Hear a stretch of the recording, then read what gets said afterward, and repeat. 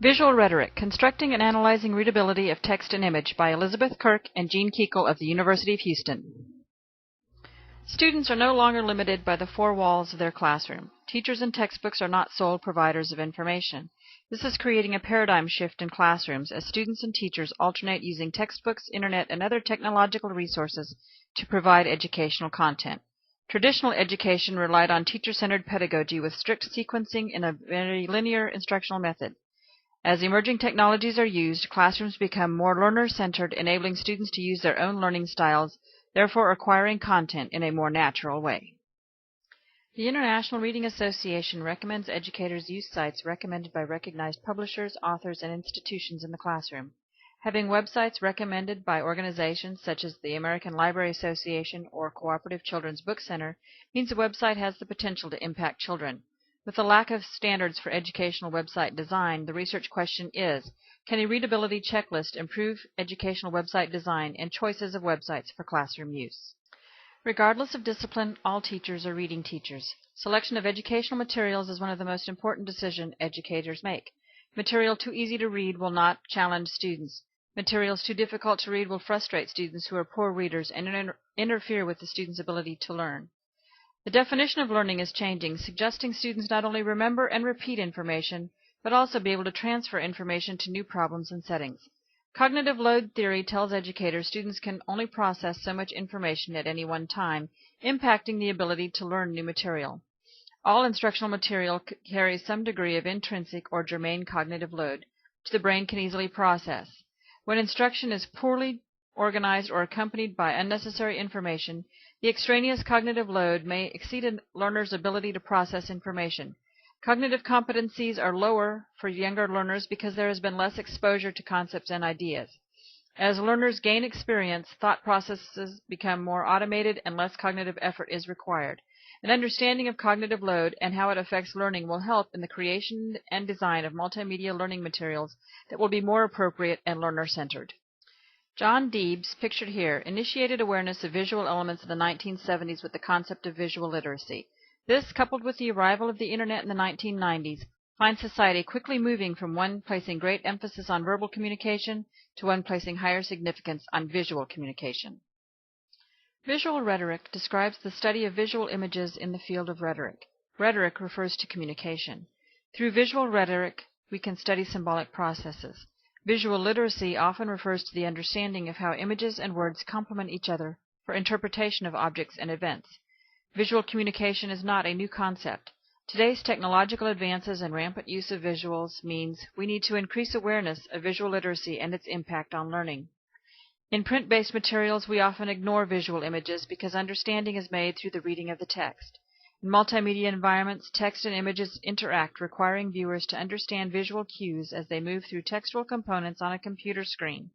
This means more attention must be given to the interaction of text and images. A movement beginning in architecture recognizes promises technology has to meet the needs of learners. Universal design for learning includes a set of principles for designing curriculum providing all individuals with equal opportunities to learn. UDL principles call for varied and flexible ways in how content is presented, choices of curricular materials, and design of learning environments so overall education meets the needs of learners rather than a one-size-fits-all method of instruction. Research often overlooks information about how symbols are used to communicate, resulting in an incomplete, inadequate, and distorted view of how symbols affect the learning process. UDL looks at the entire learning environment, including visual elements and symbols, to ensure multimedia tools are appropriate. Application of UDL principles to instructional design will improve readability of educational websites for improved student performance. Educational websites run the gamut from drill and practice sites, primarily passive in nature, to full multimedia, highly interactive formats. Most are created by educators considered to be content experts. Creating a readable website is essential in keeping students engaged. Readable means attention must be paid to visual elements, textual elements, navigational elements, as well as the statistical readability of websites. Evaluation of educational websites traditionally looks at interactivity, accessibility, reusability, and learning, with readability rarely mentioned as an evaluation criteria. Because there are very few standards in the design of websites for educational use, there are no universally accepted practices in educational website design. Visual elements cannot be an afterthought added after the textual elements have been created. Appropriate and relevant visuals will help reinforce the concepts and supplement the textual elements. Images properly inserted, appropriate and relevant, can help reduce cognitive load of a web page. Images familiar to learners will aid in comprehension. Images can be representational, meaning they bear a physical resemblance to the concept, such as photographs. They can be analogical graphics, meaning they show or imply a similarity between two objects, such as a mouse and a computer mouse. Or they can be abstract, demonstrating a logical connection between the objects they represent, such as charts and graphs. Images can be looked at according to major features and suggested elements, including space occupied, media used, and shapes within the images, as well as the concepts, ideas, themes, and allusions inferred. Evaluation should be based on how well the images fulfilled its purpose for inclusion. If there isn't a good reason for an image to be used, it should be eliminated to reduce cognitive load. Younger learners have less experience with reading and technology. Reading for learning is different than reading for pleasure, and textual elements should be adjusted accordingly. Legibility refers to the ease with which readers can distinguish between letter forms. With more than 1,000 typefaces, when creating educational materials, stick to standard print formats. For legibility purposes, consider the following typographic items: fonts, type size, color, contrast, alignment, and spacing. Appropriate line length is essential for reading. Visual span is the number of letters seen in a single fixation of the eye. When reading, eyes make a number of successive fixations from left to right across a page. If lines are too long or short, eyes tire more easily. In a digital environment, line length of 40 characters or 8 to 10 words per line is considered optimum. Text size affects legibility. Too large or small reduces readability. Ideally, text should be between 9 to 12 points. Younger readers do better with larger font sizes.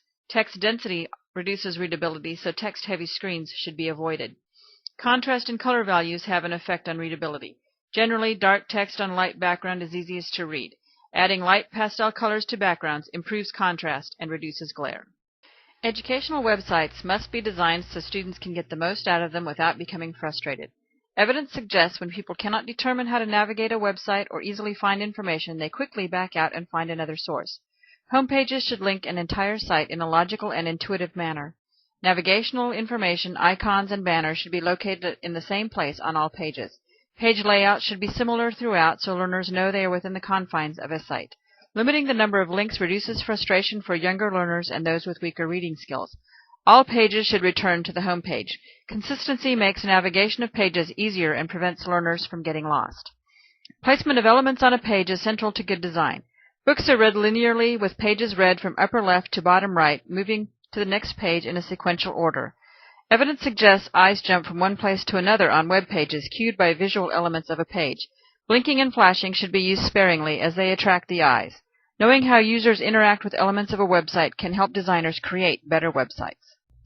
Readability formulas evaluate reading materials on the basis of sentence length, words per sentence, number of long words, and vocabulary difficulty. This readability graph, shown here, developed by Fry, was designed to identify grade level scores from first grade to 5th year in college.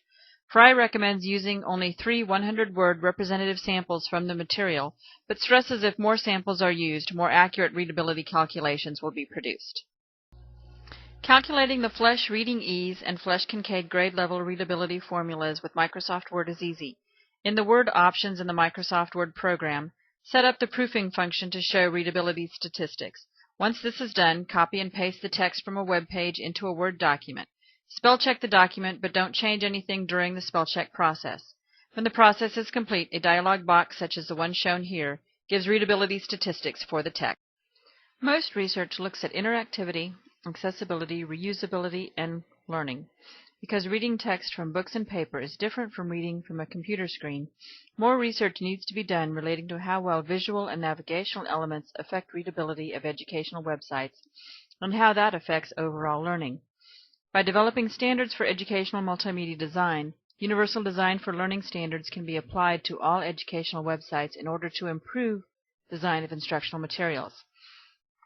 The authors have developed a Likert-style checklist for educators to use to evaluate websites from a visual rhetoric perspective.